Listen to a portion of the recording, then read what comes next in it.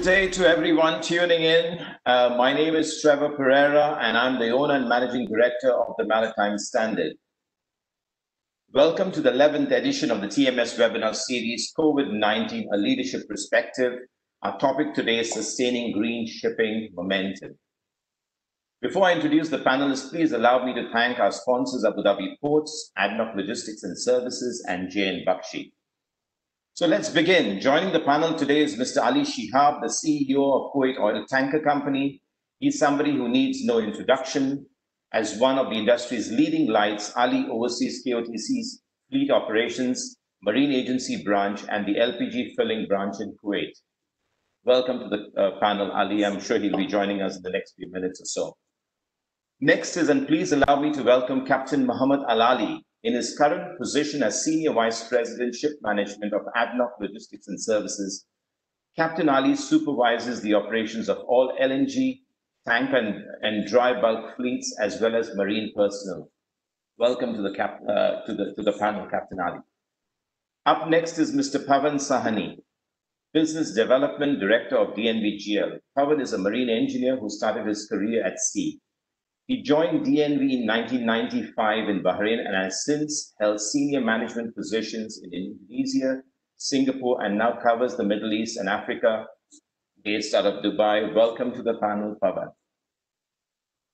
Next we have is Rishikesh Narasimhan, General Manager, Production and Refits at L&T Shipbuilding, India.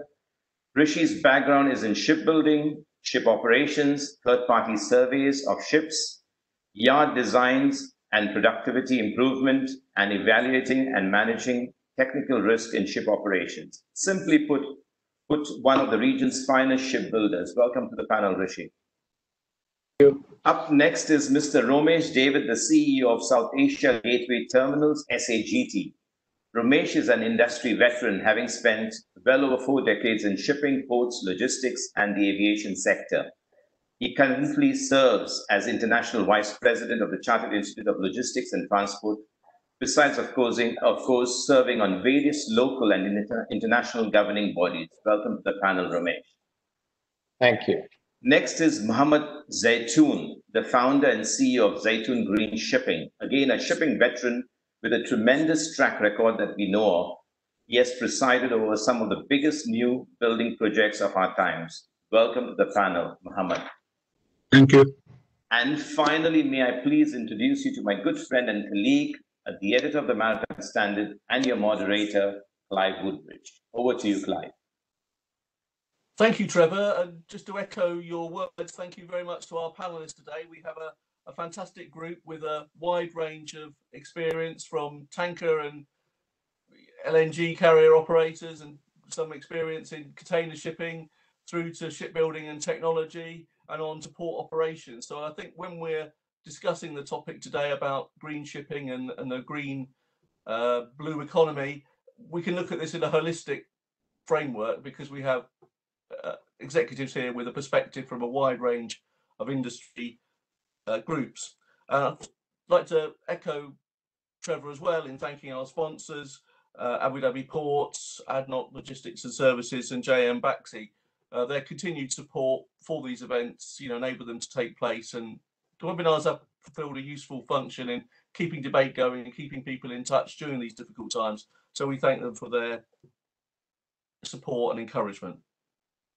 And green shipping has not gone away during the pandemic. If anything, it's perhaps raised its profile, because during the early phase of the pandemic, green issues seem to come to the fore because of some of the benefits that the initial responses to the lockdown and the other measures taking place had on the environment.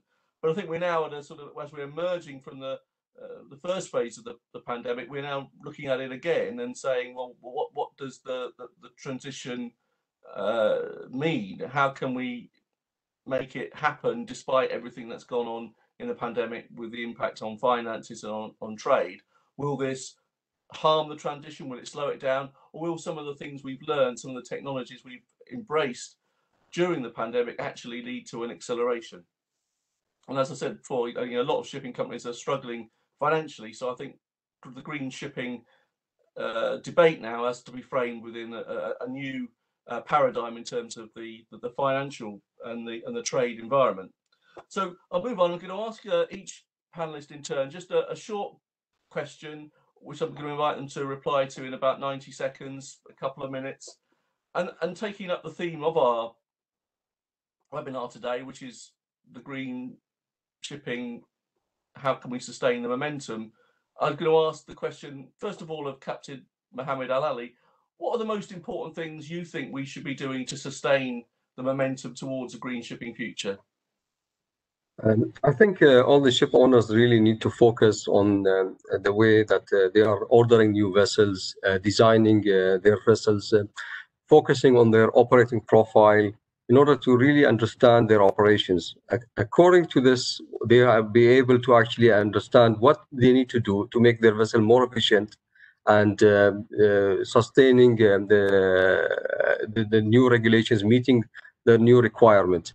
It is quite challenging really to say, because there is no one solution that fits all. It will have to be a combination of solutions subject to the operating profile. Today, the speculation is a lot. We cannot really tell what would be meeting the 2030 requirement, how we can really reduce the carbon intensity to the levels required in 2030.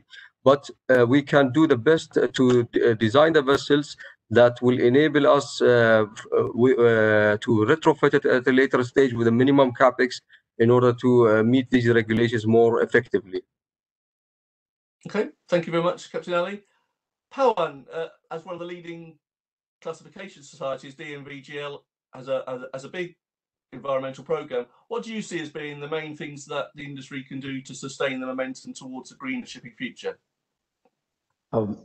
Good day, distinguished panelists and all those in the virtual world attending this webinar. I hope you all are good. And thank you, Trevor, and the team at Maritime Standards for giving DNVGL and I the opportunity to speak at this webinar.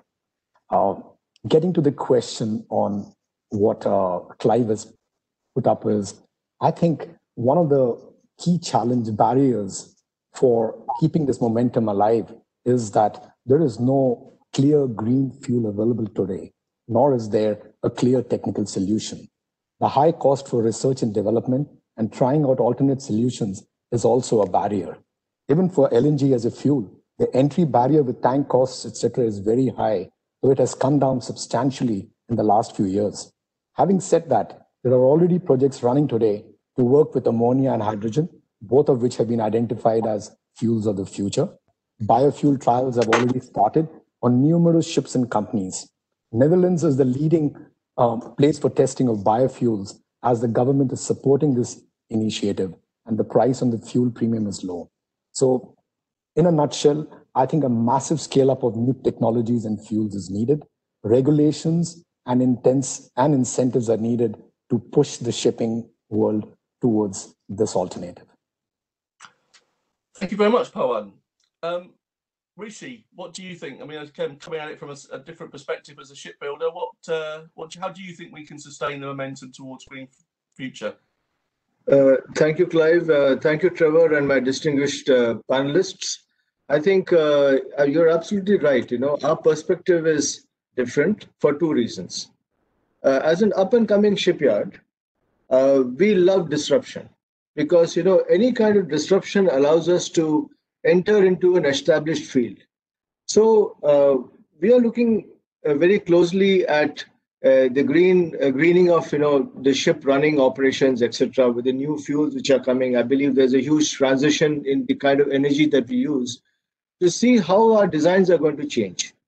And this is giving us, as a new yard in India, an opportunity to have a product mix that is going to be sustainable. But then this also brings the new, dilemma that when you read the DNV, all classification societies, you know, they're bringing up a large amount of literature every year on what the new energy is going to be like. And it's exactly like the bouquet of stocks that my stockbroker gives me every month to invest on. So you don't know which stock is going to run for the next 10 years. So we are waiting and watching. But to tell you what is exciting is that there is disruption coming, And we are bracing ourselves by improving our processes, etc., as a shipyard to cash in on the disruption. Okay, thank you very much. Ramesh, what would your main recommendations be to help sustain the momentum towards a greener shipping future?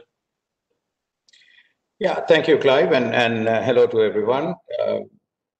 I think, rightfully the focus is going to remain on CO2 and carbon emissions, as that is the biggest part of the whole greening initiative, and that's also the biggest part in which the shipping industry plays a role.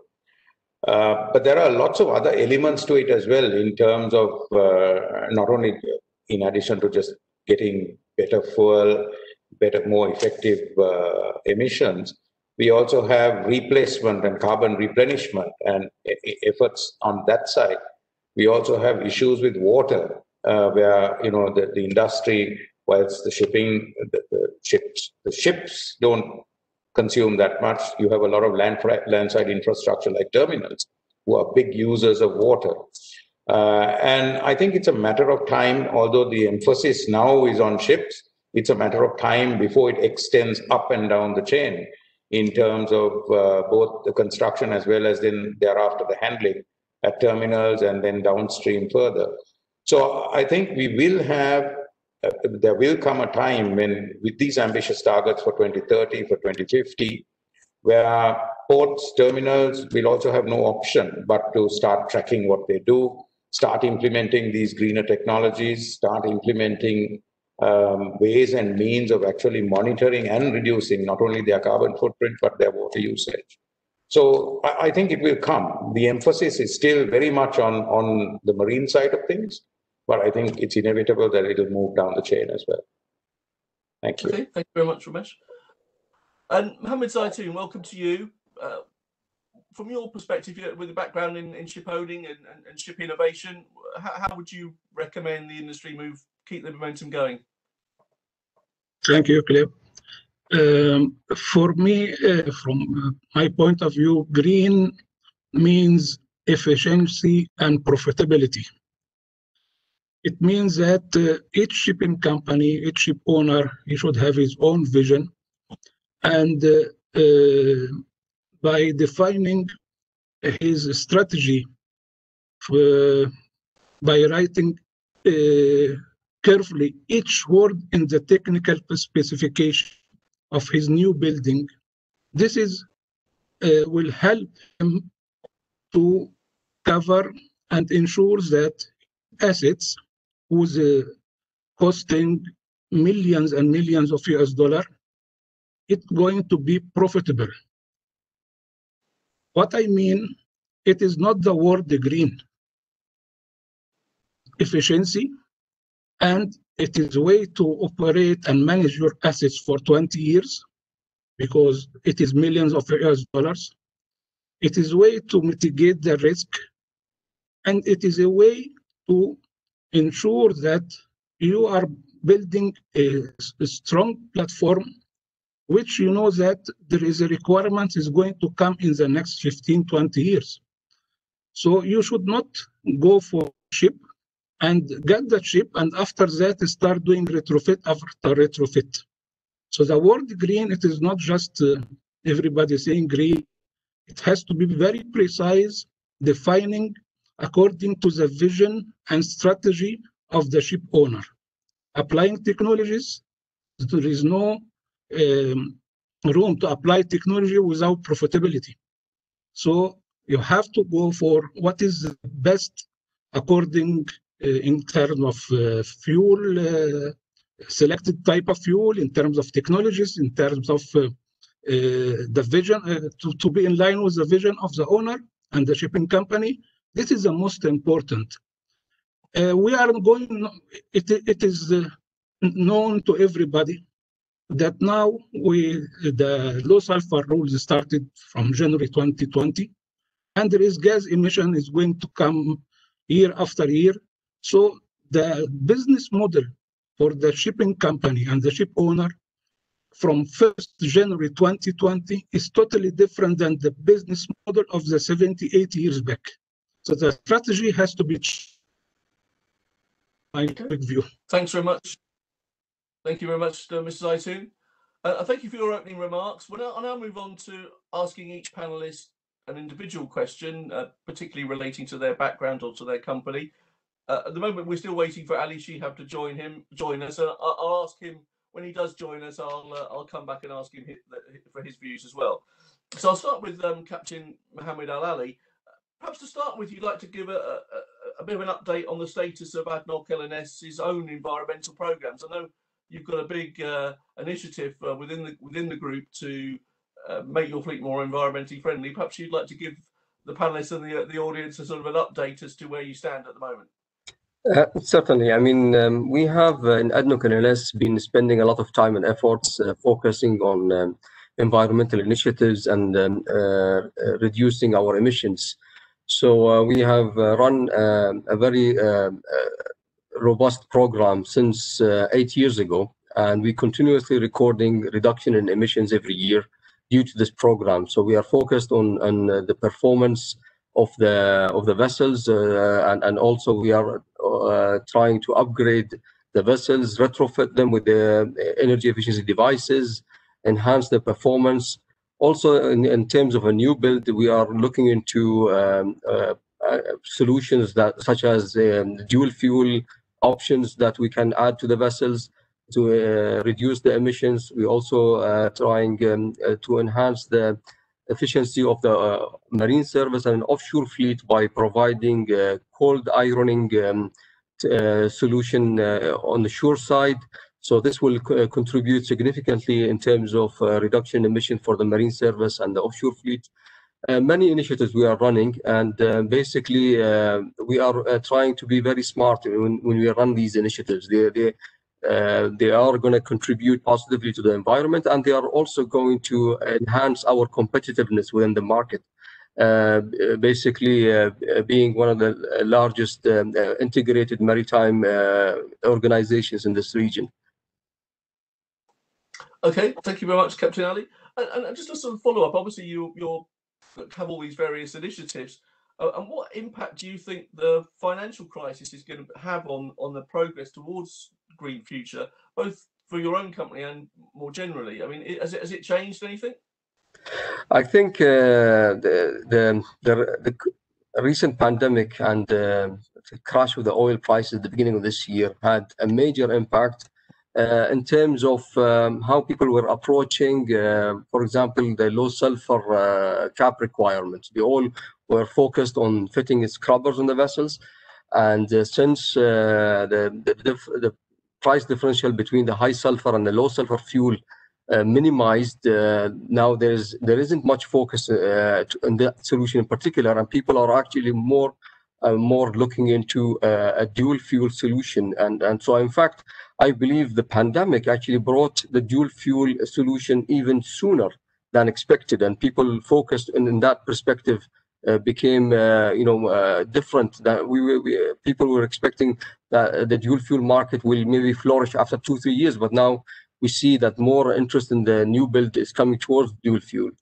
Also, it's natural when the fuel prices drop that there is kind of relaxation in terms of energy efficiency initiatives, because the investment will take longer for it to pay back. But nevertheless, because people are very cautious towards future regulations coming into force, such as carbon tax and carbon intensity that is also coming. So they are also looking into implementing some initiatives that will make their vessels, because also there is a lead time when you implement initiatives.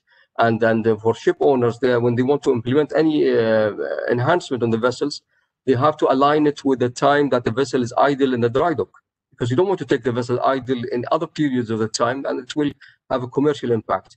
So I see there is still a good momentum towards energy efficiency initiatives, and I think it will continue, and it will even increase in the forthcoming years.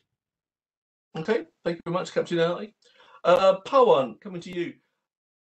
What do you see as being the main technical barriers to a green shipping future? I mean, obviously DNVGL, perhaps you're very well placed to comment on that. And how can they be overcome? So I think one of the biggest challenges, and I think Captain Ali also mentioned that, and so did Mr. Zaitoun, which is that cost is a huge factor. It's not something which we can easily ignore. And for any industry to survive, there has to be, end of the day, return on the investments. So coming back to what are the main barriers, of course, I would say technically, we know that there is a lot of technology which can run LNG or LPG fueled ships. We know that there is technology which would essentially support a hydrogen fueled ships as well, but there is no technology for ammonia. So I would say one of the big barriers is technology. I don't think we have all the technology and again, all this technological development comes at a very, very high cost. So there is no incentive for people to do an investment unless there is a regulatory requirement. So that means there is a need for regulations to motivate or force the use of these fuels. And a prime example is the Sulfur 2020 implementation. The government's, it was supposed to be implemented on the 1st of January. Come what may, every shipping company, and for all practical purposes, that took place seamlessly because there was a regulatory requirement to enforce it. That's why I think increasingly we are seeing in the media how the EU is talking about market-based measures. They are increasingly leaning towards ETS so that there is a clear roadmap for decarbonization, because you will be penalized if you are not on the road to decarbonization. I think what I would really, from a pure regulatory or from a class society's perspective, I would really hope that there is a global push for this instead of local or regional regulations, as it's really important to have a level playing field. And what I believe is, as the usage of these alternate fuels go up, and there is more and more acceptance on the production usages and technology, the cost will come down. So I think we need regulations to force change. And I think historically, that is the only way we have succeeded. But have you, during the pandemic, seen any technologies emerge that you feel quite optimistic about, that have perhaps been accelerated perhaps during the pandemic, that are helping the technical drive towards, you know, more greener shipping technologies? I think in terms of technology, I don't think there's been much, but I think one of the biggest upsides of the pandemic has been the rapid digitalization of the shipping industry. Even small players are looking at how to digitalize their operations. So I think, for us to really learn from an industry or to learn from experience, you need to have data. And digitalization is the first way that you can actually have, let's say, data that you can trust. And I think this has also accelerated the people to think about AI, artificial intelligence, and how that can be used to help us better understand the data. Because as you know that a couple of years ago, we had the EU MRV come in and then the IMO DCS. And the aim is to collect a lot of data to see what is the real impact of shipping and put it in terms of how much CO2 per ton of cargo mile. So I think from a technological perspective, I would really say the only upside has been the digitalization and the acceptance of it, and how the entire shipping industry is more or less at least closer to being on a platform so that data can be better understood. And once you understand the challenges better, you have better data, I think you have better solutions. Okay, thank you, Pawan. I'd just like to take this opportunity to welcome Ali Shihab from KOTC. Welcome, Ali. Are you well? Yeah, thank you. Thank you very much, Clive.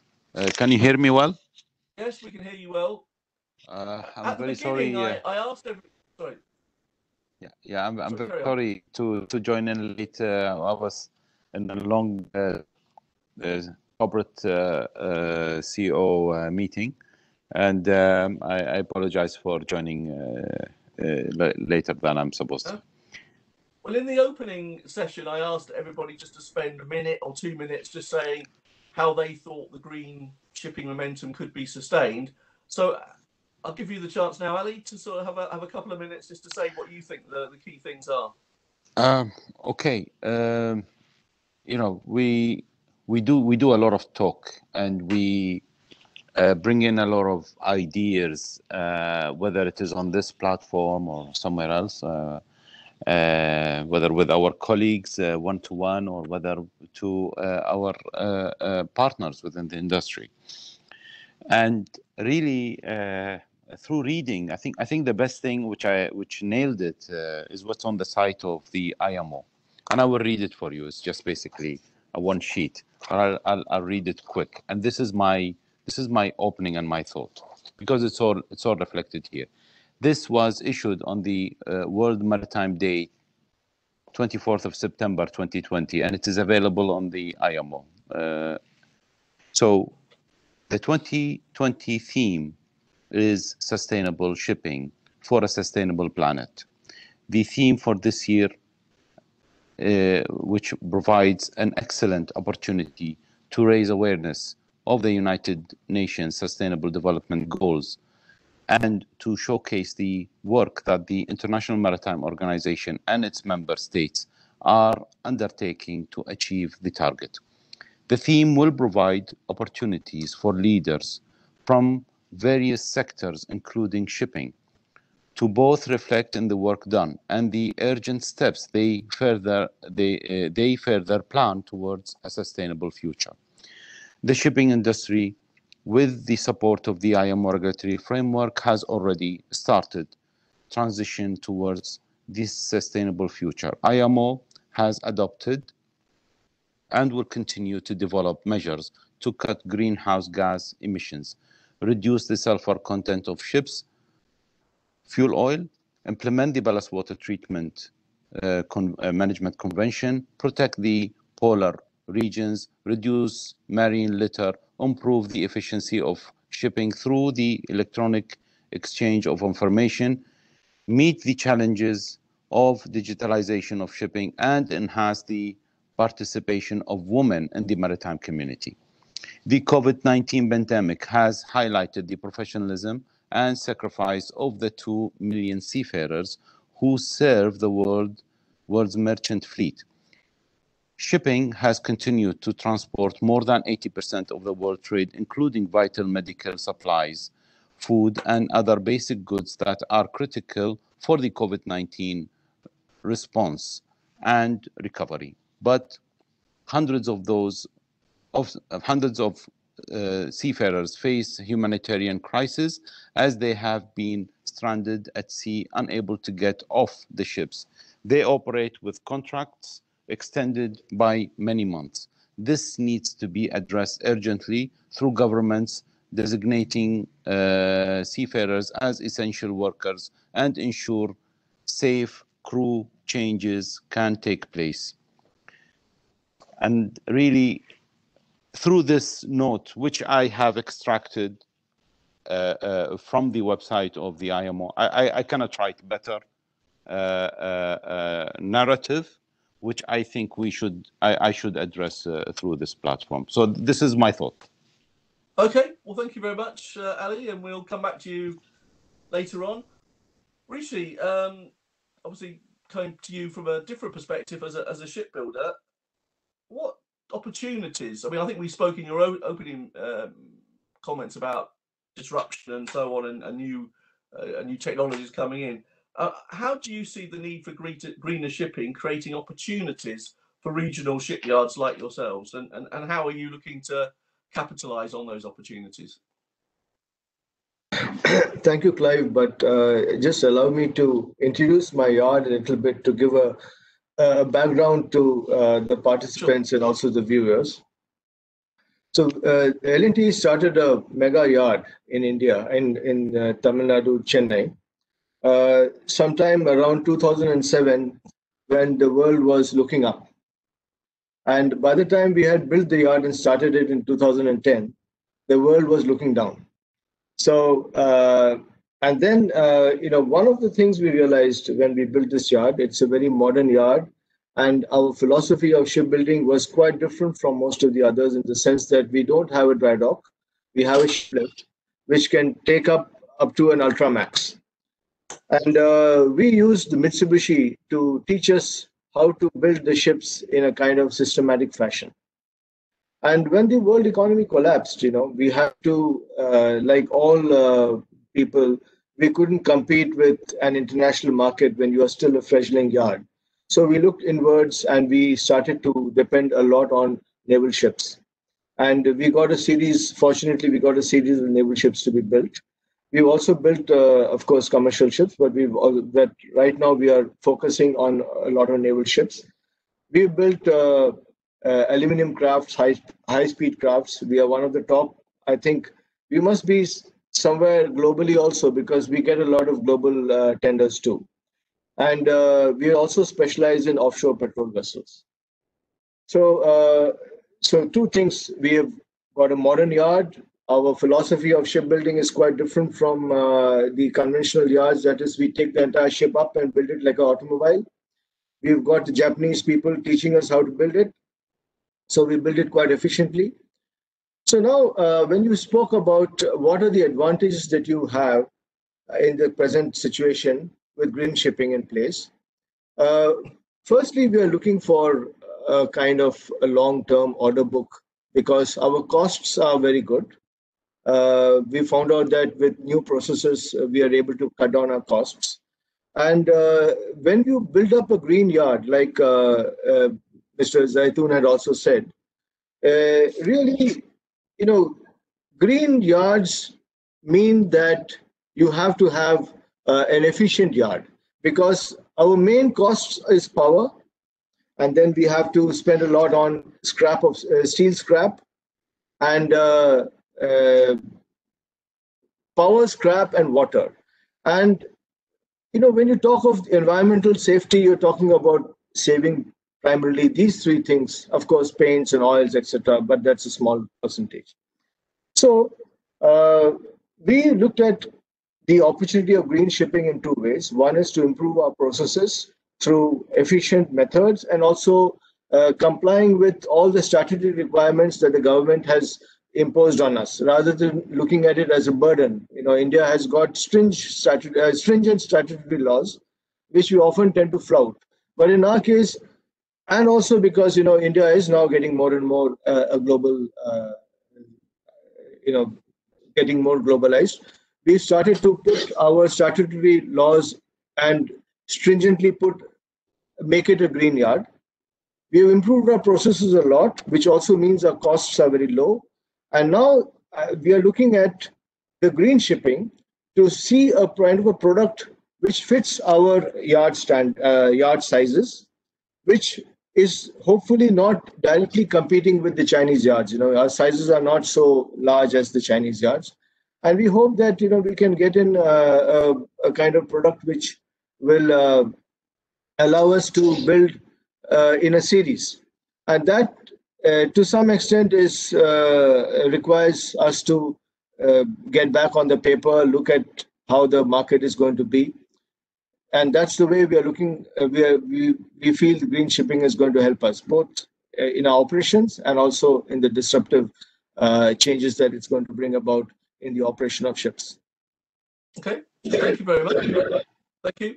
Coming on to Ramesh David, who, from the ports industry's perspective, I mean, what do you see as being the most promising technologies to make ports more environmentally friendly, and what initiatives are you taking at your own terminal? This falls into a couple of buckets. We have the older terminals like SAGT, 20 years old, which are heavily diesel powered, and therefore obviously the quick wins are to change towards electrification or partial electrification. So in these instances, I think hybrid technologies are the quickest and probably going to be some of the most prominent users. In addition to that, I think what terminals will also be doing is looking at greening some of their offering to ships in terms of making available widespread use of shore power, for instance, to stop emissions and running generators and engines in ports. So these are some of the things that I think, in terms of technology, that will become more widely adopted in ports around the world.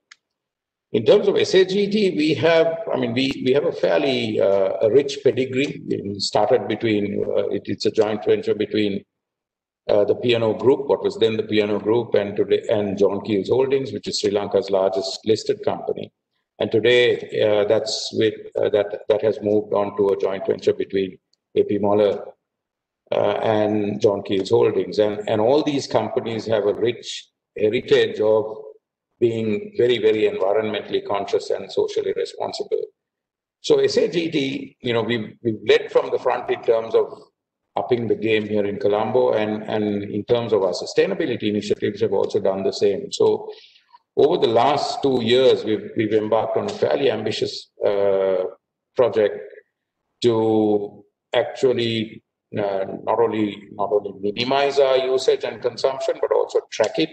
And this year, for the first time, I'm very pleased to say, report on it, on sort of 18 material topics, GRI topics, and we will publish a fully fledged sustainability report with 30 topic indicators, and that will be audited, or that has already been audited by DNV.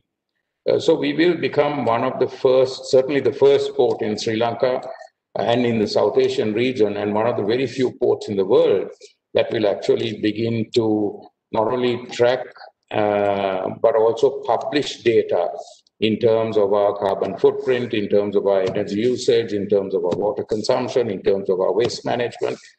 And we will make this publicly available with a view to kind of setting the benchmark once again. So for us, that is a way in which, it's not just about being a trendsetter, but it is also about saying this is our commitment to the greening of the shipping industry and the maritime industry. So we're looking forward to continuing that journey by next year, setting ourselves targets in terms of, what is our energy usage per box move, what is our water consumption per box move, and so on, where we will move from simply reporting to actually improving and moving towards improved targets. Those are some of the initiatives, Clive. Yeah. I think the benchmarking thing is quite an interesting one. I suppose the question is, to benchmark, you need other operators to also provide that sort of same information. Is that going to be an issue, do you think? I mean, do you think you're at the moment, because you're a pioneer, do you think others will follow you, I suppose, is what I'm asking? Well, certainly I would hope so. But if you look at, there are many terminal operators and port operators that have actually published sustainability reports. But looking around the world, we could only see maybe about 3 or 4 other groups that actually publish data in terms of factual data, in terms of what their usage was, what their consumption was, and very few have actually got targets. So we are, there's not more than, this is globally, not more than about 4 or 5 that we could find that could do it. So the benchmarking, I think, if more people jump on it, certainly it's going to push the bar, and then it's going to make benchmarking a lot easier. And I think companies like DNV, once more people seek assurance and seek sort of ratification of their reports, then it will become simply, just as it is in the shipping industry, it will become natural and a necessity. Okay. Thank you, Ramesh. Thank you. And moving on to Mohammed Zaitoon, who was involved quite closely with the UASC LNG-powered container ship program, I believe. I think that's correct, isn't it, Mohammed?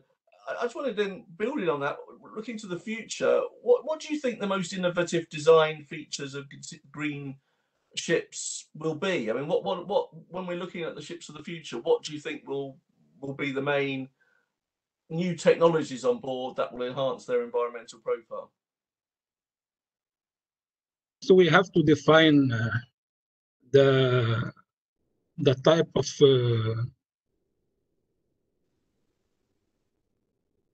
between container companies and tanker company, LNG ship. This is all has to be defined. We cannot put all on the same level.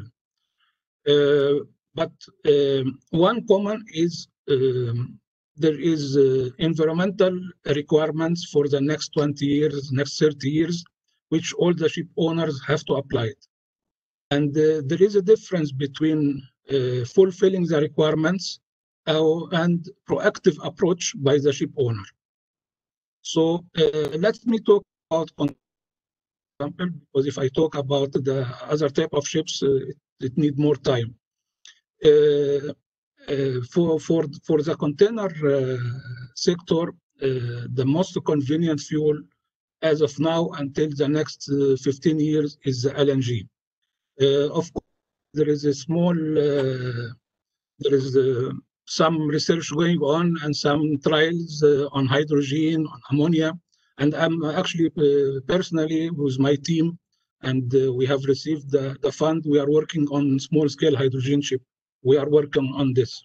But the LNG is the most convenient fuel for the next 15 years.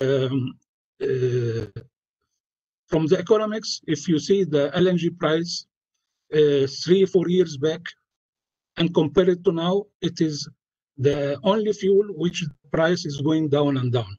The logistics is increasing everywhere. There is now Rotterdam, there is in Singapore, China, Japan, and so on. The challenge for LNG, it is how we can apply the technicality of LNG on board the ships, and especially in the new building or retrofit. There is skills needed, and there is a way of managing which is essentially to come with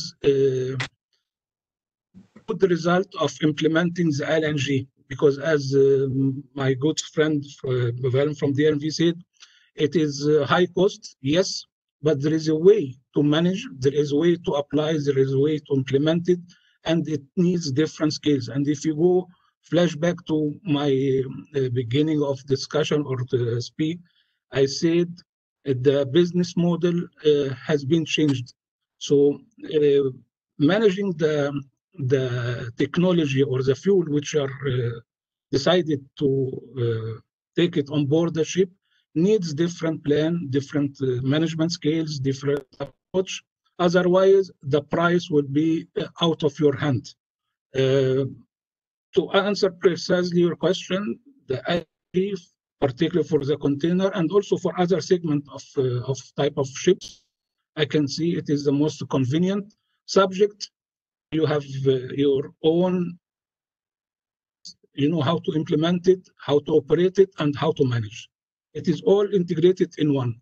With regard to other type of ships, I can go, but I think the time is very limited.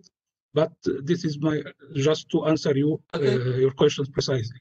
LNG. Okay, well, I think that's interesting. The one of the issues around LNG, I suppose, is the fueling infrastructure, the bunker fuel infrastructure. Do you have any view as to how that might be taken forward, Mohammed?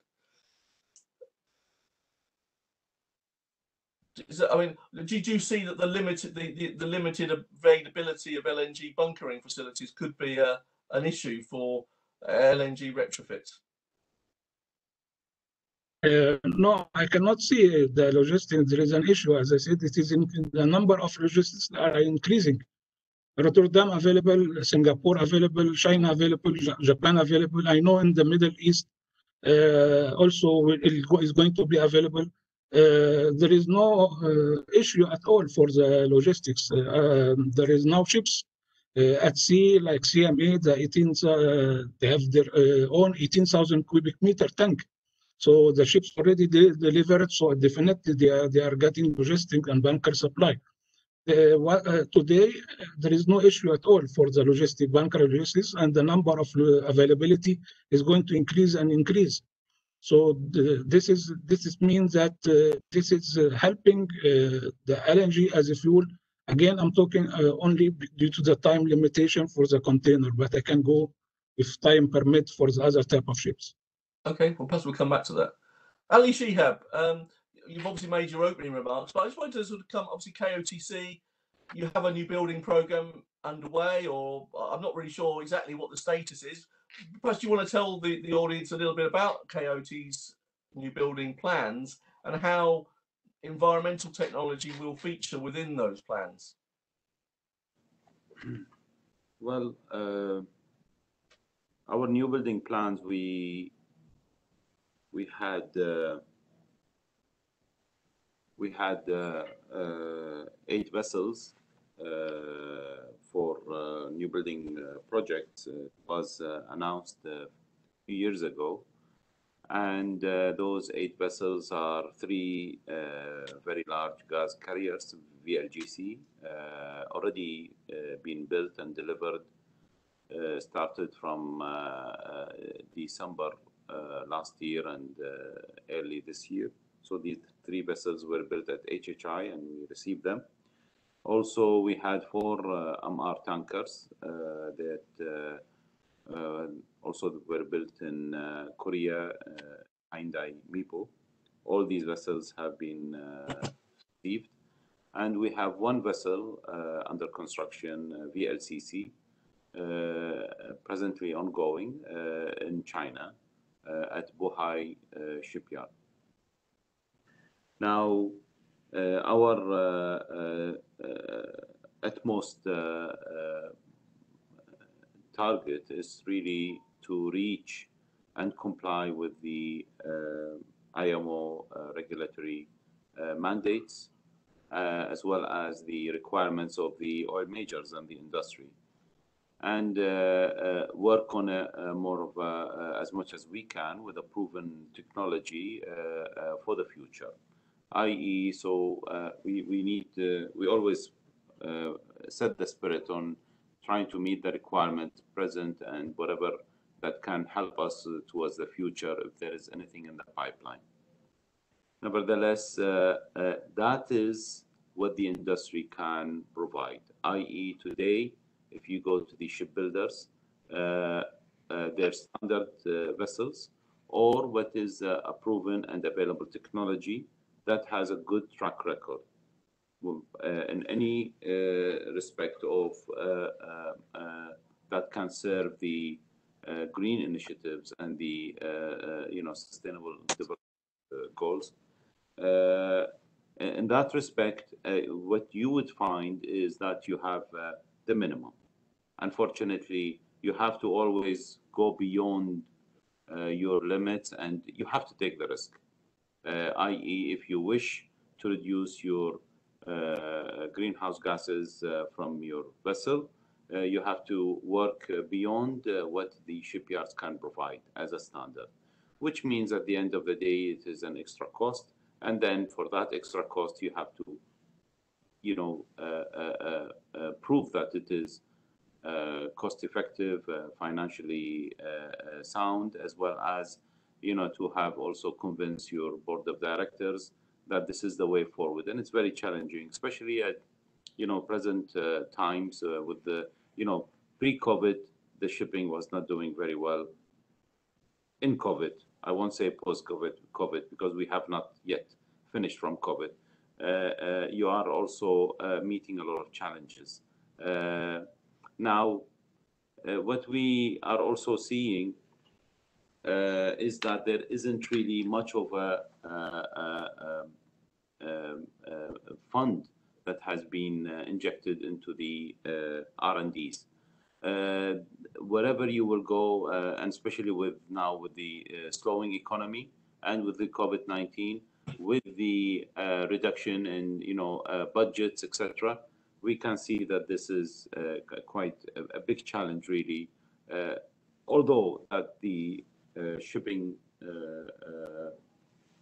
main body, IMO, and regulatory other main industry players and influencing bodies, they all committed very much into achieving a reduction in the greenhouse gases, reducing the emissions and effluents that are coming out of the fleets. Nevertheless, I don't see that. I'm not being pessimistic as much as we're talking about reality today. That really the technology that you're looking for, not yet ready for the purpose that we're searching and we want to achieve. Okay. Thank you very much, Ali. Does anybody have any comments on anything they've heard from the other panelists so far? I'm quite happy to take comments at this stage? One question then I'll ask is who should pay for this transition? Captain Ali, perhaps I'll come to you first. It does seem to me that the burden is placed fairly and squarely on ship owners at the moment. Do you think the need is there to share the cost out more? And if so, who should be sharing the cost of, Ali has just explained the cost of building greener ships, is a premium on the standard, as it were. How can we move to a way where perhaps the costs are fairly shared? I think the industry is somehow working, with various initiatives. So shipyards, they are having their own research and development to enhance the ship designs. The engine makers, they're doing also their own research and development to enhance their engine designs, and also the classification. They are also contributing as well. But ultimately, all this cost is going to be on the shoulder of the ship owners, that they have to pay for the vessel. It's just the nature of the business. But I believe that governments should also support the green initiatives by actually contributing, or I wouldn't say subsidizing, but actually contributing towards these green initiatives, so that it will encourage the owners to take these kind of necessary steps. I think if we look at what Singapore has done, in order to encourage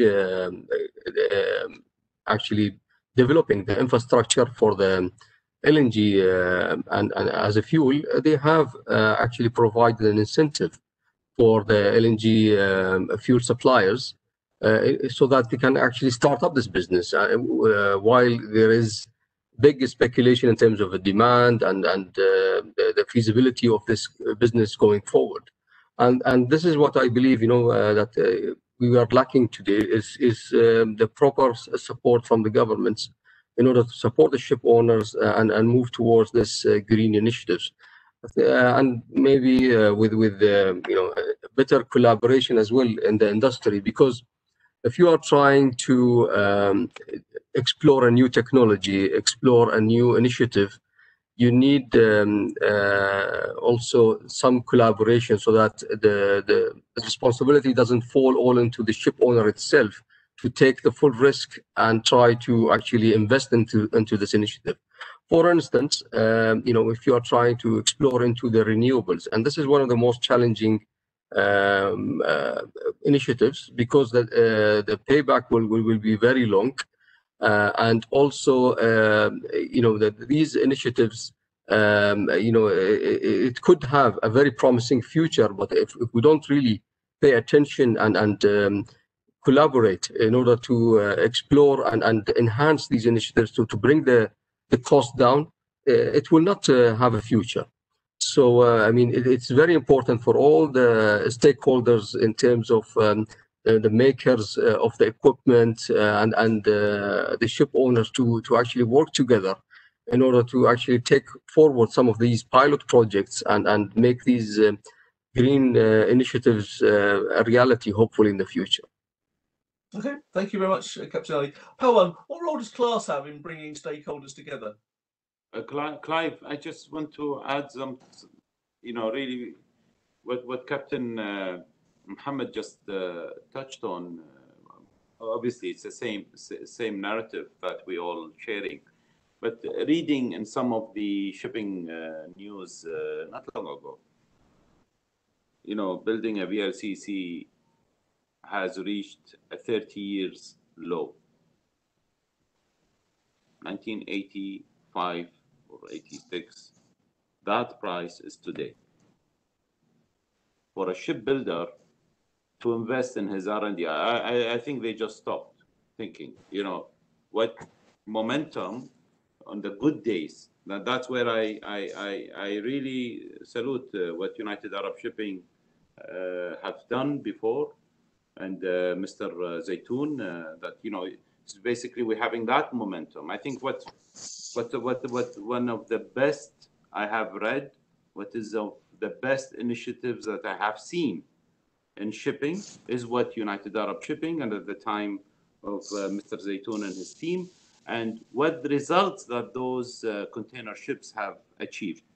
Now, those were good days, i.e., the economy was good, trade was good, everything was good. There was funds, there was money, and people could do that. Yeah, and there was a reason behind it. Of course, there's the belief of that, when you go green, you make money, you don't lose money. Yeah, that concept, everything was coming up together. But now, situation is totally different. Yeah, and trade not doing well, shipbuilders are not doing well, and really there is a problem with having cash. How are you gonna get that? I just wanted to share with you this 30 years low since 1985. The price of that time is you're seeing today. Okay, thank you.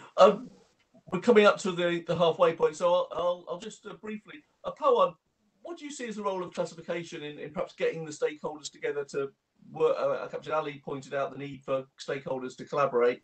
Does class have a pivotal role here? I think it's a really important question, and I think increasingly regulating bodies realize that they need to contribute towards, let's say, achieving IMO goals. So DNVGL actually is very actively involved in a lot of joint industry projects and joint development projects. And we normally, and it's all free of cost, where DNV uses the resources to work with ship owners, shipyards, designers, and charterers for helping them design ships of the future, which are not only more efficient, but today the focus is on using alternate fuel concepts, which will help the maritime industry move towards decarbonization and comply with all these targets of 2030 and 2050. And I think I'd like to mention a few notable joint industry projects which we have been actively involved with. And one is the Green Corridor LNG-powered Cape-size vessels between Australia and China. So basically, along with the charterers and prospective ship owners, we're actually looking at just that segment of the trade and to see how we can help them design a ship which is more efficient. And of course, it'll be more specific for that trade. We have also come out with LNG green ships and LPG green ships, where not only is the hull form being looked at, but also trying to see which latest technology can be used to help, optimize ship operations and get the best fuel efficiency that we can be. I think there was a talk about ports, and I think I wanted to share that DNVGL has, I think nearly for the last 4 years, been actively involved in Norway's Green Coastal Shipping Program. And this is a 5-step process where we have helped the ports and along with a lot of partners, seen what are the options of doing an energy transition ashore, whether it's solar power or otherwise, or efficiency to help achieve this. So I think classification societies have a big role because I think being, let's say, competence and knowledge hubs, they have the time and the resources to work with industry partners to really look at creative solutions. Okay, thank you, Pawan. Rishi, do shipyards have the capacity or the ability to do upfront research and development in green solutions, or do they really have to wait for a ship owner to come along and prepared to bankroll it? I think Mr. Ali Shahab has, hit the nail on the head. Shipyards have no incentive to go in for R&D unless you have a ship owner who's forthcoming with some funds, or at least he's going to place his order there. But I just give you a few examples from what we have done. You see, one of the problems we have, and you have to take it with some humor, is when you are an Indian, most of the people who come to us are also Indians. And when you are an Indian coming and placing order in an Indian shipyard, over the discount that we give you, we give them, they ask for a double discount. And if you ask them why, they say, because I'm Indian, so you got to give me more discount. That's his important right. Anyway, so we have coined the term, frugal engineering. That means lower than the lowest. And then we started to debate among ourselves that, look, we have a good automobile hub in Chennai. It's, India, as you know, is the fourth largest automobile producer in the world. We also have a very good space technology just next door to me. I see most of the launches from Sriharikota. And as you know, we have also the cheapest launches in the world. So why can't we have a cheap ship? Now, here is the catch. I will talk about one success and one failure. Now, of course, we are not building super tankers and VLCCs, but we did go for hybrid 150 tonners, and we had a collaboration with Siemens. So Siemens prototype for the hybrid ships was only two in the world, one in Chennai and one in China. And we in Chennai did it faster and better than the Chinese. So it was a success. And that ship has been appreciated. Now it is going to be operated by the Chilean Navy, bought by the Americans, and they are quite happy to use it. So this is a success story with Siemens. But this, was a collaboration we did, and we haven't done much in this area. But we did another collaboration, and let me tell you some of the difficulties we had in that area. We were making a jack-up barge for, barge for a Bombay project, because they're building a lot of these flyovers across the seas, across the water in Bombay. So we had to do this. We found out that the Singaporean jack-up barges that they had, we had bought a couple of them, and so somebody gave us these barges and said, now you reverse engineer the whole thing. And as usual, Indians, we said, if the Chinese can do it, so why can't we? Let's take this and do it. And we got the quotes from Singapore. We got, I think, some quotes from Indonesia, and we were half the price of the Singaporean quotes. We got a local collaborator, and we did it. And we found out that while we are able to do about 80% of it, the fine-tuning of making all the four, legs go up and down together required a lot of hydraulic tuning that we need. So in many of these R&D projects, we have to do the project with the money in hand. And sometimes, you have to have patient, captive customers. Otherwise, you end up getting a really bad name. So when you asked me, do we collaborate for green shipping? Yes, we do our best. And actually, I'm working on something with the Japanese and with Lars and with an owner. Let's see how it works out, but we do it. But owners want a huge discount, and that discount is necessary for them to take the risk of, failing at least the first time. Okay, thank you. Ramesh, is there a lot of collaboration within the AMP group? I mean, in terms of sharing ideas and working together, does there have a benefit if you're part of a big global operator as you are? Yes, we do, and also a lot with our suppliers, Clive. So we work very closely with suppliers. I mean, one of the initiatives we are going down is a complete switch to hybrid technology, because the battery technologies have changed quite dramatically, improved quite dramatically in the recent past. So we are working very closely with suppliers, and also we are at a point in time in the age of a terminal, of a modern container terminal. We're 20 years old, so a lot of things are changing. A lot of things have changed in the last 2 decades. And we are at this tipping point as to what and how we should invest to change.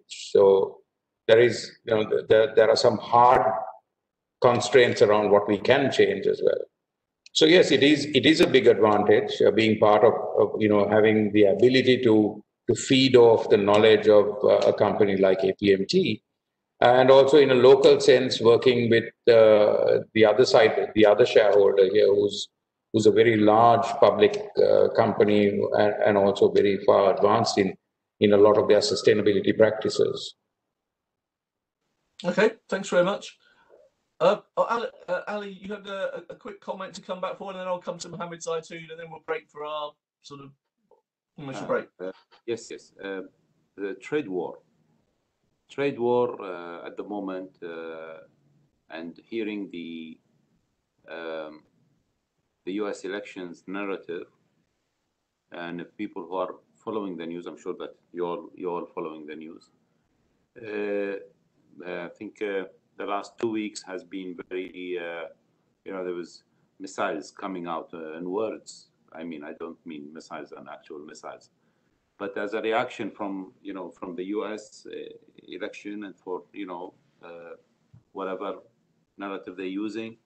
On the other side, from the Chinese part, I think it was a week ago or 10 days ago that the president, the Chinese president, went and visited an army base, and he said, "Get ready for war."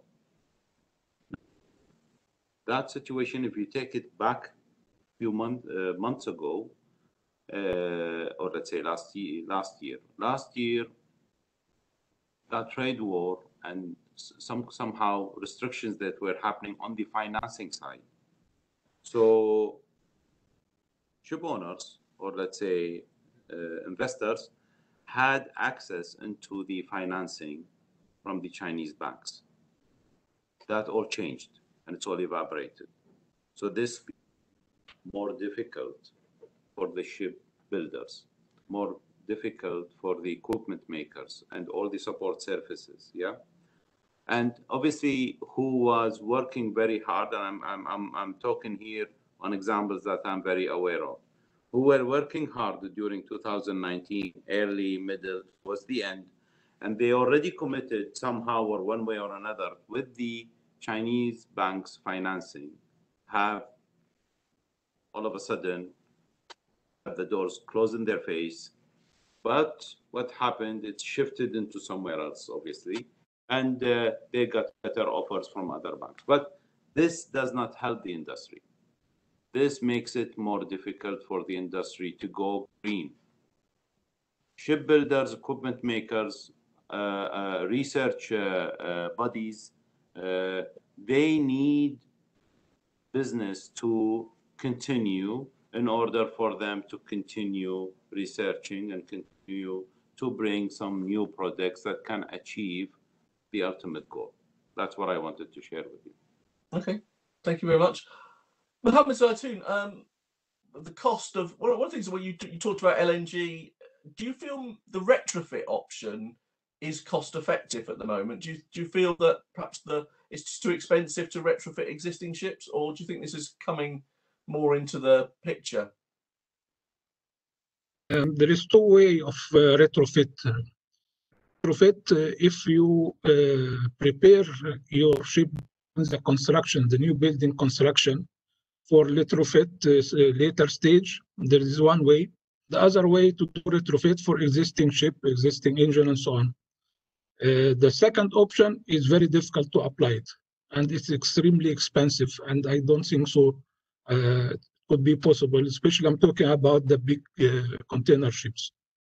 But for the first option, it could be, it can be a good solution.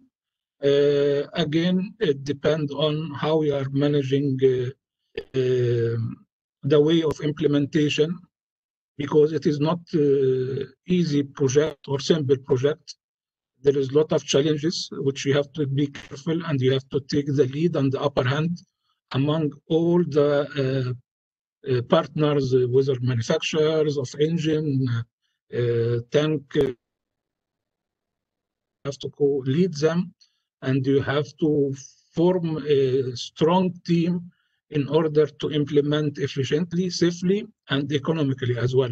Otherwise, the price will shoot. It will not be it will be beyond your control.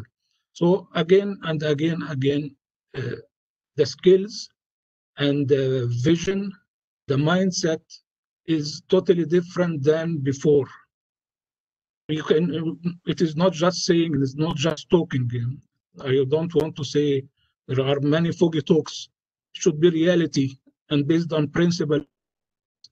I'm going to apply this. I have the team, I have the skill, I have the capability, and I know how to apply it, and I know how to implement it.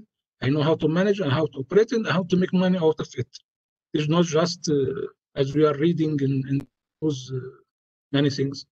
So I have to be directive a little bit here. Okay. Well, thanks very much. Thanks very much to the panelists for that very informative and interesting first session. We're now going to break for a short while we hear some messages from our sponsors. And then when we come back, we'll be looking at questions that have come in from our online audience, both while we've been on the air, but also while they were registering. And I'll ask individual members those questions. So just stay with us for a while we hear these messages from our sponsors. The winds of change shape the course of our industry. The waves are unpredictable, but we ride them towards promising shores when we come together and move in one direction. We challenge the headwinds and anchor our place in the future. We turn the tide. We steer ahead. We stand out, and we won't stop there. Because what matters most is the impact of our achievements. Impact that pushes us and inspires us to go beyond. We are Abu Dhabi Ports. We are united in our vision.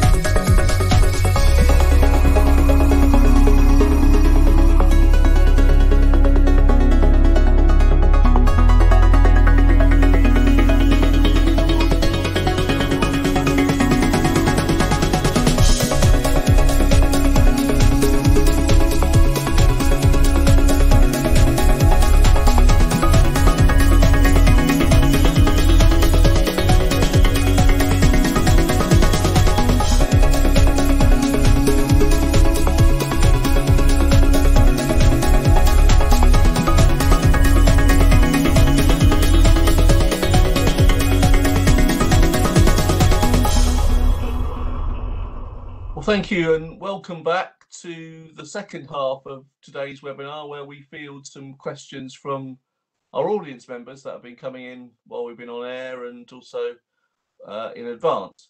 And some very interesting ones, actually. So I'll start with a question that has come in from a company in Hamburg, HHX Blue, that are active in the field of wind propulsion technology, which we haven't touched on so far. And the question is, how do participants think about the use of wind propulsion technology in current times? I'll start with Captain Ali. I mean, is wind propulsion something that ship owners should be looking at, or have you looked at? We at LNS, we have looked at wind propulsion, and there are quite a few initiatives that can be considered. For example, there is the rotor sail technology. There is the ship kite technology that you can actually, install a huge kite in the forward of the vessel, and that will also support the wind propulsion. There is also the rigid sail that you could also install on the vessels.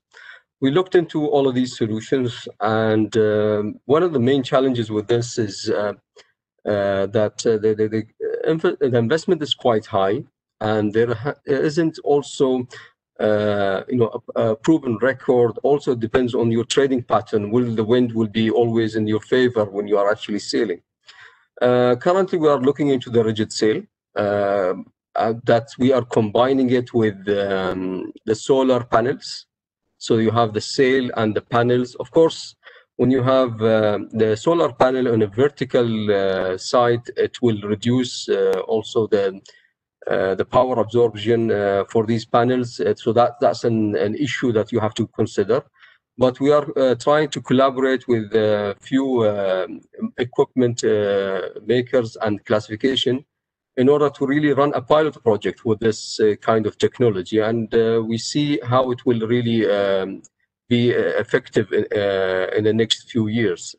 But still in a very early stage, we are trying to look into the design first. But yeah, I think the wind technology, it has its application and its potential. The main challenge, I would say, it's related to its relatively higher capex and a higher payback period. Okay. Mohammed Zaitoon, did you want to comment on wind power? Is it something that your company has had any engagement with? Yes, this is also one of the in which many initiatives in the industry is going through it. I have a partnership cooperation with one party from Norway. We are working on some studies together, but it's still in the early stage, and also it depends on the type of ships, the trading area. The capex is still is high, but it's going down. But it could be a solution, but not at the early stage. It could be at later stage. Okay, thank you very much. We move on to another question, which is coming in from an audience member, and the question is: if we've spoken about technology, but how do you get buy-in from staff to go green? Perhaps I'll come to Romesh first. I mean, how important is it to get buy-in from staff to have a green operation? Absolutely critical, because in the end, whilst we can bring the technology to bear, it is raising that awareness and raising that consciousness that is going to make a difference, particularly in terms of usage and the method of operation, and that the mental approach or the mentality to save and to work smarter rather than simply use up resources the way we did. So I think, yeah, particularly in the use of fuel, in the use of water, I think education is proving to be one of the most important aspects of it. Because traditionally, our staff and our people, it has not been high on the agenda and not been something that has been propagated across the board. Okay. Rishi, as a shipyard operator, how are you looking to get your staff to buy into the green agenda? Okay, this is really an interesting topic, and I have to go from shipbuilding to both culture and the way India has grown. You see, I started to. We have achieved a certain level of productivity, and now we want to go to the next level, both in productivity, becoming a safe yard, which we have implemented the British Safety Council safety requirements, which is not just about safety but also about environmental issues, etc. And then I started to interview all the boys to find out exactly where is a lacuna, because we moved from one point to the other. What has happened today is there has been a tectonic shift in the kind of people who are entering the engineering field from where I passed out and now. That's between the last 30 years. When I passed out, and I think Pawan here will also agree, that most of our parents were also either professionals like doctors and engineers, had studied in English medium schools. We had some background where we were taught culturally how to do a certain job. Today, most of the people who and as engineers in India, and this is a good thing, is from first generation lower middle class, working class parents. And I started to interview about, and I finished about 30% of my boys. I found out that my father was a big man. I won't say that now in public, but he had a certain. Today, the boys, their parents are air conditioning mechanics, farmers,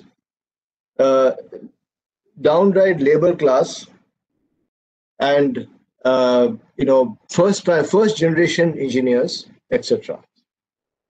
So after the first level of so-called one kind of a basic level vocational training that we have given them and the group training that I'm giving, I realized that now I have to hire some professionals, and therefore I'm hiring an HR guy from a good university who is my old friend. He's retired, and I asked him to come and coach these boys and mentor them into creating aspirational goals and changing their entire behavior.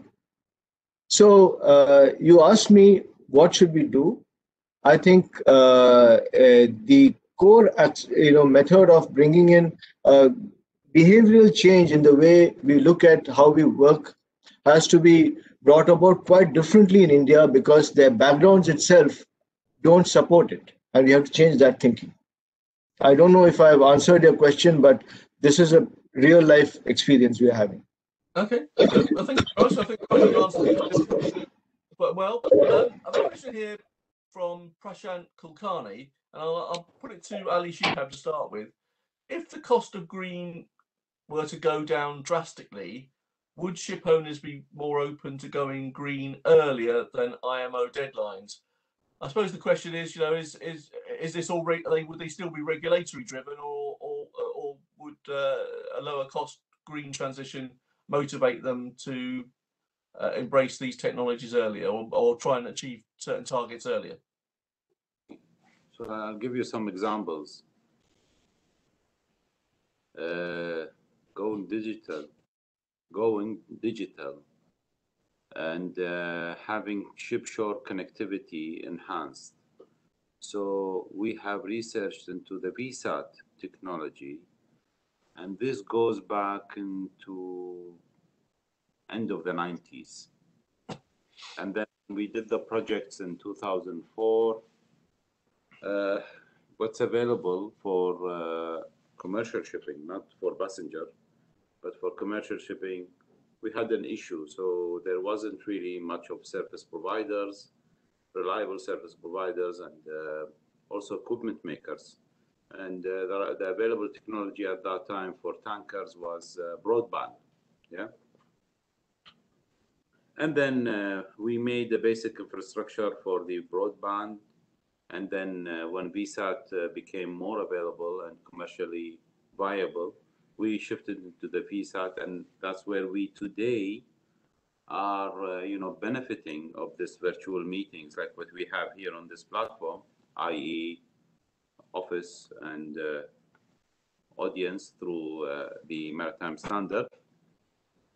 And if we go into the same kind of thinking and apply it into green shipping, so I go back into 2005, and when we were researching the subject of LNG fuel, and what was the question earlier that made regarding retrofitting for existing vessel or under construction, etc. So back in 2005, I was in HHI, and I was in a meeting with the three representatives of the Super IX, that's DMV at the time, not GL, and ABS and Lloyd's, and the concerned people from HHI, and we had the engine manufacturers, Wärtsilä and MAN B&W, and we were talking of retrofitting of a project. And imagine it was back in 2005, and that discussion was very hot. And until today, although we have all the intention, but until today we cannot go for that really option and that spirit that we have. If the cost goes down, I think what has been addressed earlier, I think we have a good track record, maybe not much for a VLCC, but for various other commodities using LNG as fuel. There is a good track record. There is a concern of bunkering hubs. This concern is sort of being eased down. There are more options, and I hope one day if we ever do go with the fuel, LNG fuel, we will sign a contract immediately with Captain Mohammed Al Ali, because they have a project for this LNG bunker ships, and I think yes, the answer is yes. If the cost goes down, and from reputable and sound equipment makers, and the design by the shipyard is sound and is okay, then why not? Yes. Okay. Captain Ali, would you agree? I mean, if the cost of green shipping transition went down, ship owners should be prepared to move quicker than the IMO regulations? Absolutely. Actually, if you look at the history of all the energy efficiency initiatives, you will find that the demand on investing into energy efficiency devices, it goes up as the financial feasibility is in the favor of the energy efficiency. So, for example, when the fuel prices go down, you will find people actually relax on these initiatives. And similarly, if the capex will go down, people will also be encouraged to invest. I mean, definitely the environmental objective is very important, but commercially it has to also make a good sense for the ship owners to be able to, at the end of the day, the ship owners are in this business to make money. They are not able to make investments, for noble initiatives without actually being able to compete in the market as well. Good, thank you very much. Pawan, I have a question here, which is DNV GL finding that ports and terminals are asking for advice in environment matters more? And do you think that sector needs to be doing more to improve its environmental performance? Mainly, I mean, I suppose you touched on that. Are you as a classification society, are you doing more work with ports and terminals in the environmental sector? Actually, in all fairness, there's very limited involvement with ports and terminals. We are involved with a few of them, and we've actually also, like I was mentioning to you, that we are supporting some of them for the energy transition. And I had mentioned about automation and the use of AI.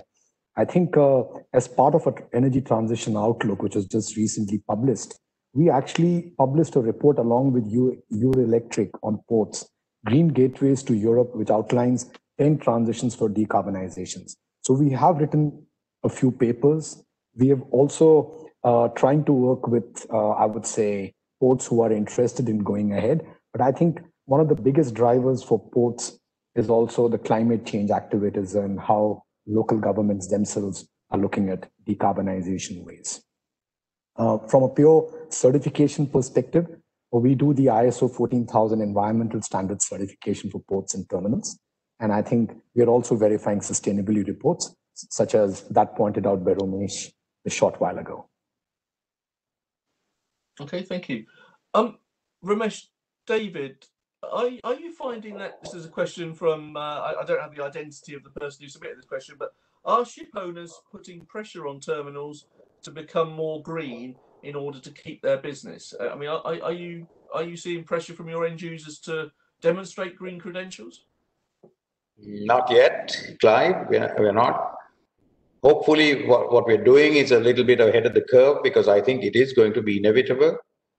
Like in the case of ship owners, I don't know whether operators are going to be willing to pay for it, which is why I think we need to act proactively in terms of getting ready. And really, from a corporate perspective, we shouldn't be waiting to do what is right until there is pressure from the customers' end. Although I am convinced that it will come. You know, you have the big lines across the big container shipping lines across the world, Maersk, MSC, CMA, ONE, all having Hapag-Lloyd having very big emission initiatives and other sustainability initiatives. It's a matter of time that they're going from before which they're going to start asking and then probably demanding. So from an operator's perspective, or from a terminal operator's perspective, we hope that this kind of initiative will be the defining difference. And other things being equal, a terminal that then is able to conform with a lot of the green and sustainability initiatives that are being sought for, will get preference over a competing terminal. And this is particularly important when it comes to transshipment hubs or ports that are dependent on transshipment cargo. Because that is such a mobile business, and when this kind of differentiation can very well make a difference. Okay, Rishi, the question is, what do you see? Which is for Rishi. What do you see as the most significant challenges that shipyards face in becoming more environmentally friendly? I think you've touched on some of these things in the past, so perhaps it's a question, but I'll just perhaps ask a question about your own yard. Would you be happily describe it as a green yard now, or is it work in progress? No, it's a green yard. Very much a green yard. We have a platinum. I'm sitting in a platinum rated building. We have solar power, which provides the entire building with solar energy. And also what I hear is the Tamil Nadu government is now giving us an option of using solar power, and what we are doing is we are using the solar power in our during the highest period of our electricity usage in the daytime between 9 o'clock and 5 o'clock in the evening. So it's a green yard. We use all our water. Our gardens are all watered by the water that we we reuse and recycle. Certainly, it's worth seeing, I mean, I don't want to sound as if I'm marketing, but if you have a ship which is less than 200 meters, then we are a competition to, with apologies to Ramesh in Sri Lanka, we think we are just as good as they can be in Sri Lanka, Colombo dock. Good. Mohammed Zaitoon, again, a question that's coming from the audience. It says there are some that argue that LNG has a negative impact in terms of the greenhouse effect. So, as a result, do you agree it can't be the answer for the future shipping industry?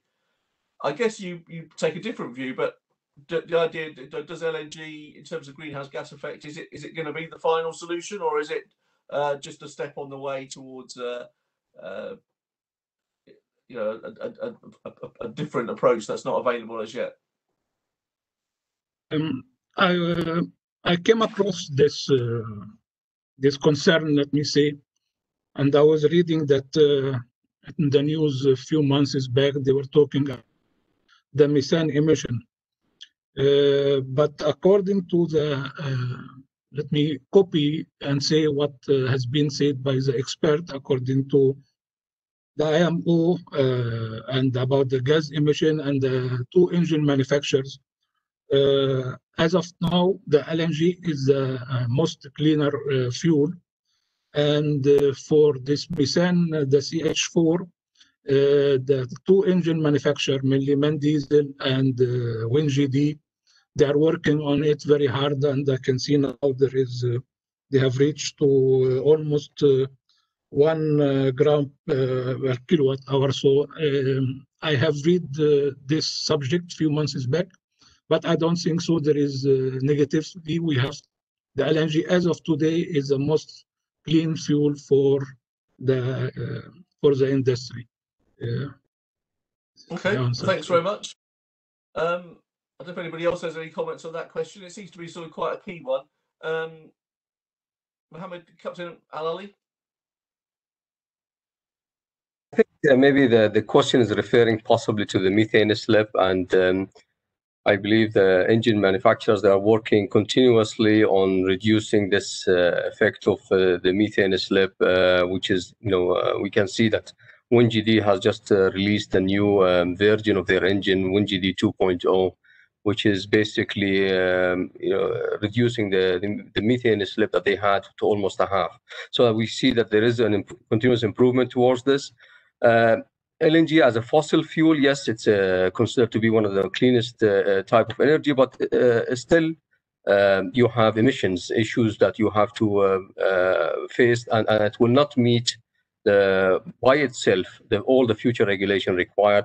And as Mohammed Zaitoun said, it's a step towards the sustainability for the next 15 years. But then what's next? You have to find other potential solutions.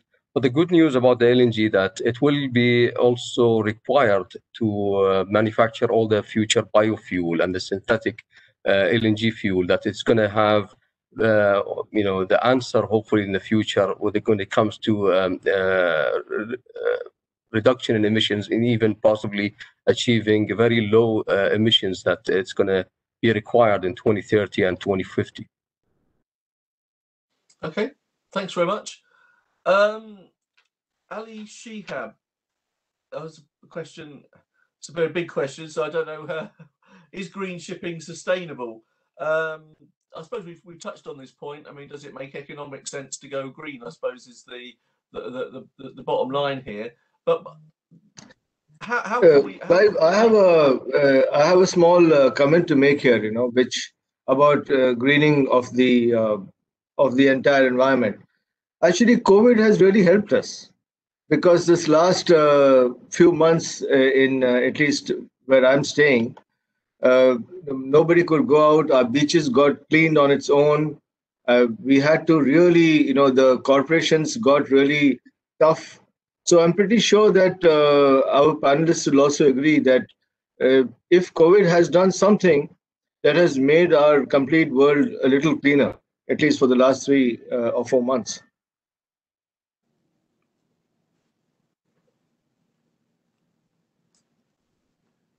Okay, so shall I answer, Clive, or? Yeah, sorry. Yeah, I think Rishi, we're losing you there a bit, so I'll come back to you later. Ali Shihab. Yeah. The floor's yours, Ali. So over to you. Yeah. Well, thanks for the comment, Nourishman.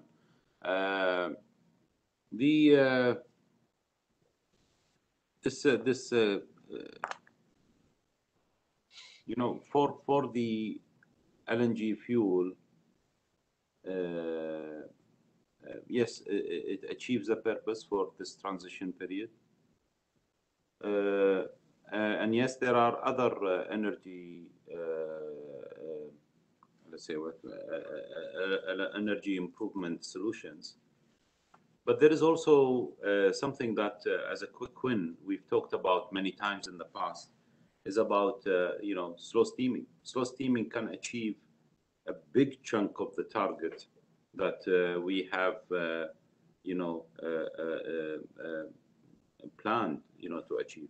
But this is also in the back burner. So I don't know how this will come into play in the future as a quick win. Now, coming into this part of what's been answered by Captain Mohammed and Mr. Zaytoun, what we would like to see in the future is really the equipment maker or the engine manufacturers is where there's more control over the methane slip. But this is a subject which we have started at a very early stage. This has always been mentioned. And really, what we can see is there is enough technology today, because as I mentioned earlier, this topic has been under discussion since the early 2000, year 2000. So, for almost 16 to 18 years, the engine manufacturers, they have come up with more stricter controls as the methane slip happens during the starting of the engines. Yep.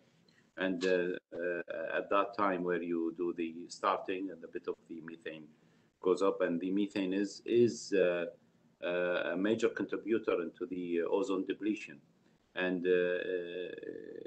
it is a problem. But at the moment, this is under control, and hopefully in the future, we would see a much better arrangements to have a more benefit of the usage of the LNG as a fuel. Mm-hmm. And the focus was about making green shipping sustainable. I mean, it's a big question. I mean, what has to happen to make green shipping a sustainable option? I think the question probably means, how can we make it sustainably financially? Because you've highlighted the fact that at the end of the day, shipping's got to be a business. So it's very, very simple, and it's been touched on earlier. That's where the governments have to come together, i.e. what the mentioned earlier, it was about the IMO, DSC, and the future of any mechanism for whether it is taxation system or whatever, and that fund actually feeds back into the system, and whether you're going to have some kind or a form of a reward scheme for ship owners, and incentives schemes that for people incentivize people to go more into the greener side of the technology, where that it can really become counterproductive. Yeah, you shift into that area, and then you can have a larger return. And whether it is because the LNG fuel also as a price is quite LNG or some other alternative fuels. But we need actually the government bodies to come together and create some kind of a mechanism to incentivize the ship owners. Okay. And that will make it happen. Otherwise, it will be a waste of time. Yeah. Mohammed Zaytoun, would you agree that governments have a role to play in financing sustainable green shipping?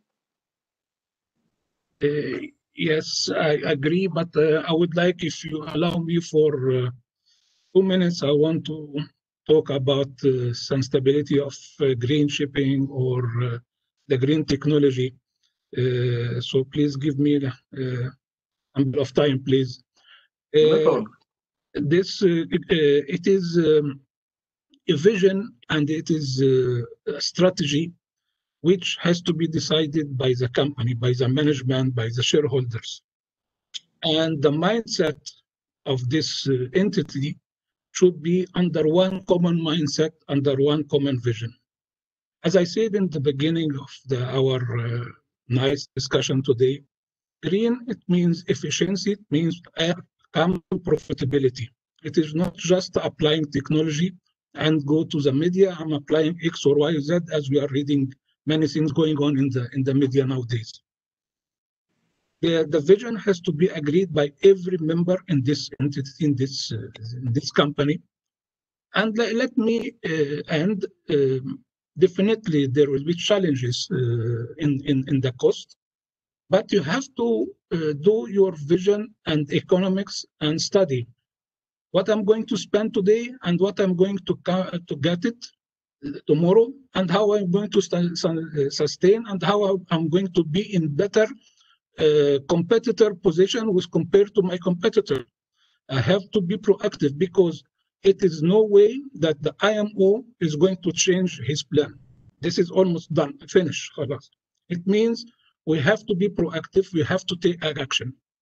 So from one side, the challenges of the cost is existing and is going to exist. So you have to find the way how to mitigate this cost, how to mitigate the risk of this high cost, how use your intelligence and skills and knowledge to come down with how to implement it, the way of implementing and the way of applying this. This is one factor. The second, that now everybody is under still the coma of the COVID-19. In the beginning of January this year, the fuel price was high, so the low sulfur was high, and shipping companies was struggling, $300, $400 difference between low sulfur and HFO, but it came down by March, April to this situation. But what is going to happen after COVID-19? Hopefully it will go on soon, let's say by first quarter of next year, and the oil price shoot up.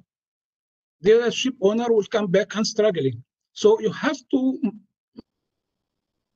two factors. Technology and green has to be applied, but there is a way to apply. Definitely, the investment will be supported by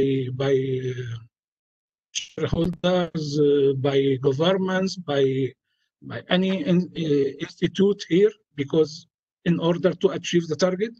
And the strategy of the company itself has to be different than before, and the way of applying this. So this is extremely important. I give you an example to make it clear. You, X company, have applied this green technology on board one ship. And for me, a ship, it means asset. It is not like before, a ship goes from A to B. A ship asset, it means you build a ship to make money. It is not to build a ship to raise the flag. This is totally different. It is new school. So if you apply a technology and your ship staff doesn't know how to apply this technology, implement this technology, and the office staff, the superintendent, also is totally different than the people who implemented this, it means you are going to make losses. So it is full cycle of mindset. It is a strong, it is a wide vision, which has to be carefully approached. And it has to be calculated economically. Each gram, how much I'm going to save each gram of SFOC. This is it. It will not work like before. So we are facing many challenges, and the industry is going and already gone through dramatic change. Cost of technology, it's going to exist, and we have to find the way of coming down with the cost, working hard with manufacturers, use our skills and experience and knowledge, exchange the information together, bringing the government, because with due respect, the government and even the class societies, they have to come more and more closer to the owner. And I can give you example, 3-4 years back, I discussed with DNVGL. As of today, there is 2 certificates relating to the energy and the emission of the ship, the EEDI and the EEOI. The EEDI, it is a formula between the engine, generators, and the cargo, and it gives you CO2 per gram per so and so. And the EEOI, it is related to as example to the energy saving. So if I'm spending as an owner on energy saving to reduce the CO2 emission and to be more green, it is not adding to the EEDI, and till today the class is separating the two certificates. This has to be worked as initiative from class to help the ship owner who is spending 2-3 million in energy savings. It has to be calculated as example to the EEDI. Hence, he get less CO2. Hence, he can get re-award from the ports, and so on. We have to work as integration. The company has to work as integration. The vision has to be set up to ensure that this technology is going to get profit, and it is not just the word green, green, green, which everybody using. Yes. This is. I hope I have covered. This is to be an integration vision, and again, it needs support from different sectors in the industry. The IMO will not come down. It is impossible. The COVID will push for more environmentals. Like beginning of this year, EU, the MRV was working for the data collection reporting on CO2. Even if one ship, which it is not EU flag, enters the EU, they have to keep reporting and tracking the ship, even it is out of EU area, even it will not call back any of the European ports. The Chinese are very aggressive, come to the environmental and the climate and so on. So we are going to have all this. How to mitigate this? It needs different approach, different scales, different vision, supportive from government, supportive from shareholders, supporting from the class. This is what I can see. Okay, thank you very much, Mr. Zaytoun. I think you sort of perhaps that's a good. Sorry, I agree. Sorry, I didn't hear you. Carry on. Yeah, I agree very much with Mr. Zaytoun's statement. It is collaborative by all sides to make this thing works. And again, it is down to the individual who's operating the system, whether it is the superintendent, i.e. the shore side, or whether it is the person who's on board the ship. And then for that, every part of the emission that's coming through that funnel, it needs to be ensured that it falls within that vision of that organization. And very much it has to be flawless. Now, previously we used to have people filling in the place to run the business.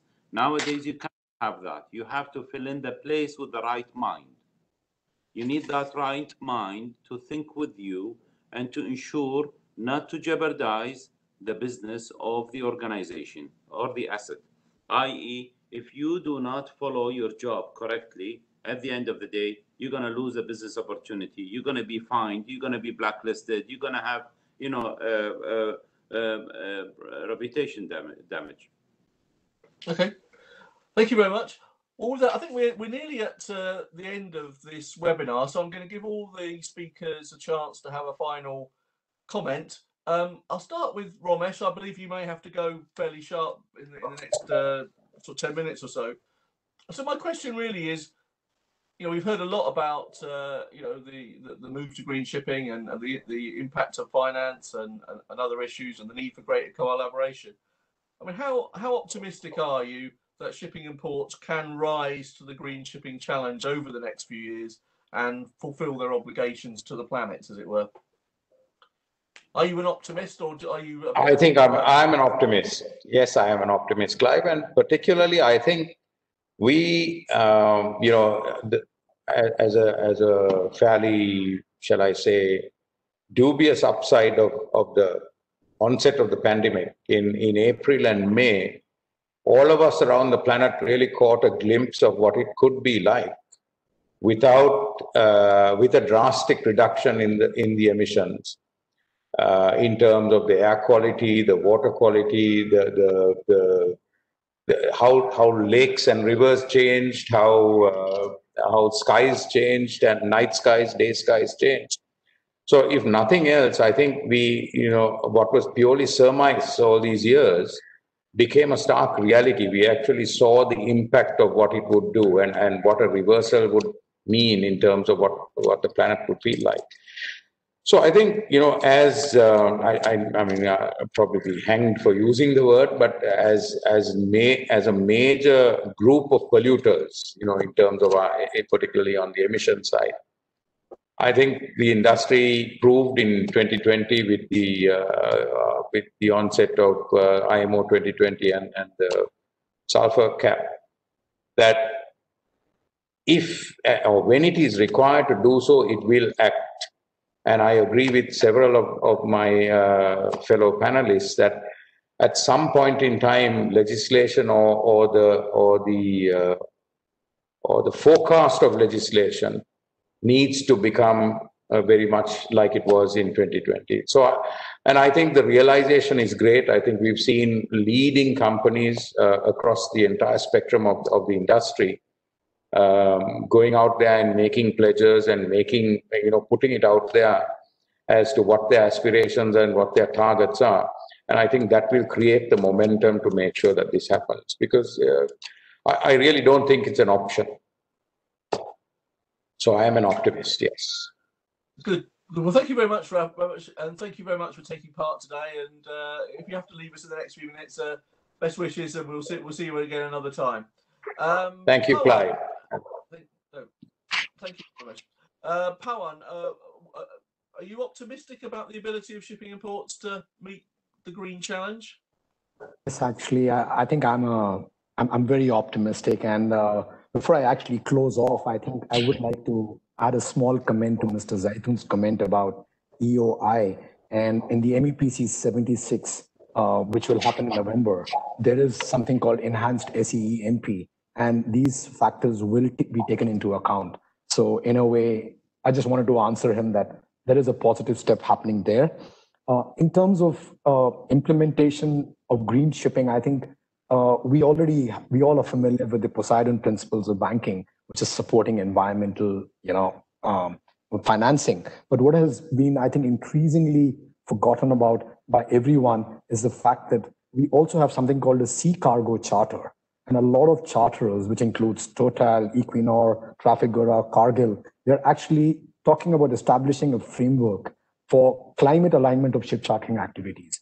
So the reason why I'm mentioning is that if you have the finances, you have the charterers, and then if you have a conscience already there that ships with proper green credentials will be rewarded with charters, and only ships which have the right kind of green credentials will be built and get the financing, I think these two factors simply point towards that there is really a green light at this end of this tunnel.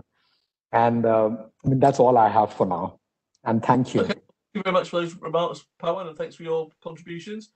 Rishi, where do you stand? Are you? I think from your comments, I think you are an optimist, but do you want to confirm that?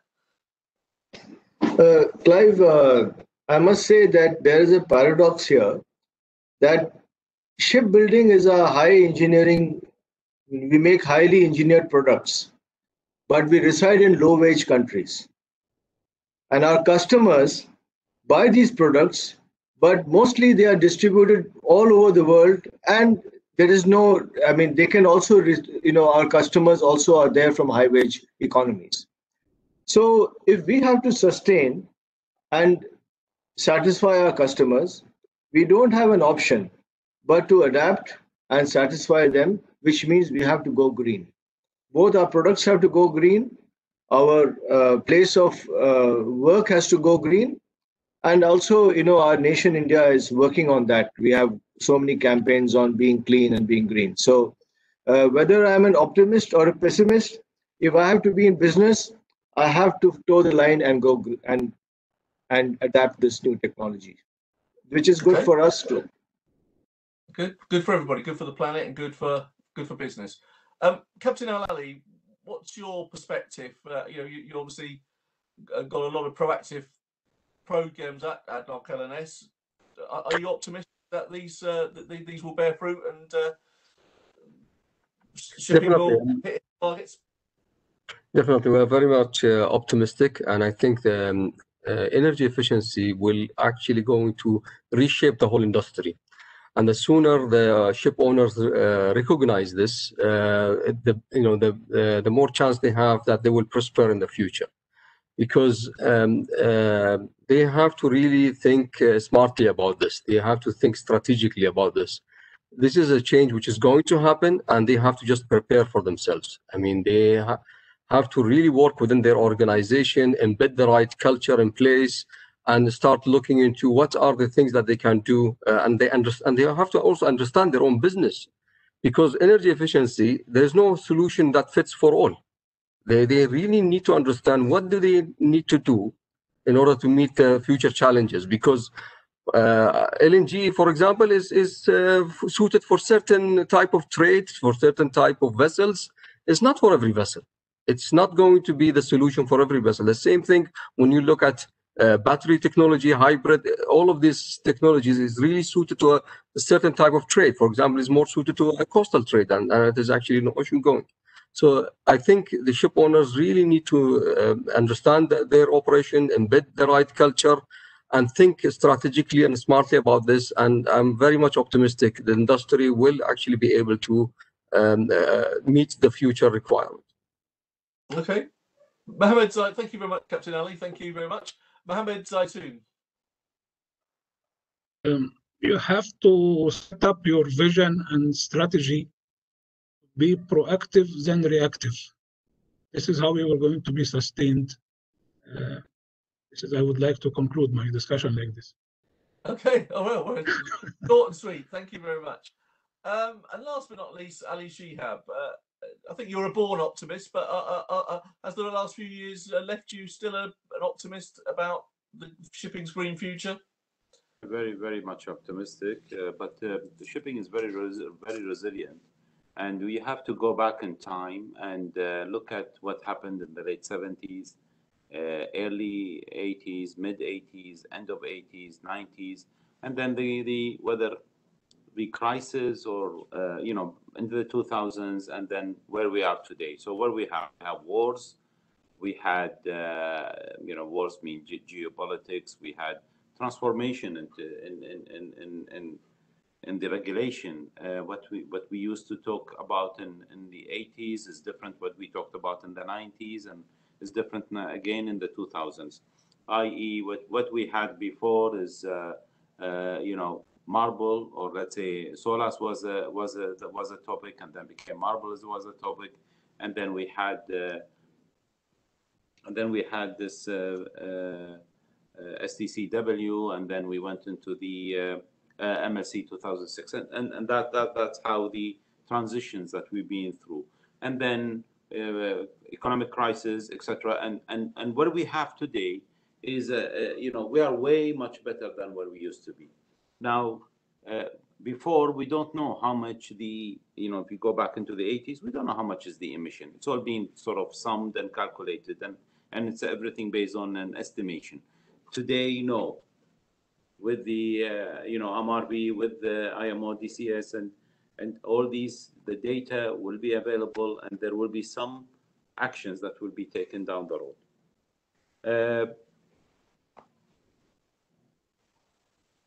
What is important, I think I read over there in the paper at the beginning, what the IMO is saying and how they addressed their vision and their philosophy behind what the discussions that are happening at the IMO building.